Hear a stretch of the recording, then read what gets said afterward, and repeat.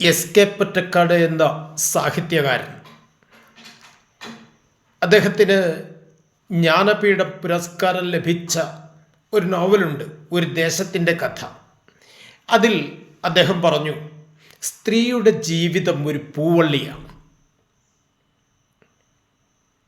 ഒരു മരത്തിൽ ചുറ്റി നിൽക്കെ തൊട്ടടുത്ത് നിൽക്കുന്ന മറ്റൊരു തെരുവിനെ പുണർന്നും ചാഞ്ഞും ചെരിഞ്ഞും തളർത്തും പൂത്തും ഒടുവിൽ അനന്തതയിൽ വിലയം പ്രാപിക്കുന്ന ഒരു പൂവള്ളിയാണ് സ്ത്രീ ജീവിതം എന്ന്.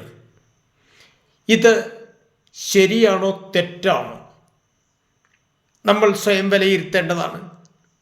സമൂഹത്തിൽ 90% ആളുകളും ഇത് അംഗീകരിക്കുന്നില്ല എങ്കിലും, പ്രത്യക്ഷത്തിൽ അംഗീകരിക്കുന്നില്ല എങ്കിലും, ഇത് സത്യമാണെന്ന് ചിന്തിക്കുന്ന ഒരു വിഭാഗം ആളുകളുണ്ട്. അതുകൊണ്ട് ഇത് ശരിയാണെന്ന് അഭിപ്രായമുള്ളവർ ഇത് നിങ്ങളുടെ കമൻറ്റുകൾ രേഖപ്പെടുത്തണം, ഇത് ഷെയർ ചെയ്യണം. സമൂഹത്തിൽ ഈ സന്ദേശം എത്തിക്കാൻ കഴിയണം. വിരുദ്ധ അഭിപ്രായമുള്ളവർക്ക് അവരുടെ അഭിപ്രായം തുറന്നു പറയാനും അവസരമുണ്ട്. അതുകൊണ്ട് എല്ലാവർക്കും നമസ്തേ.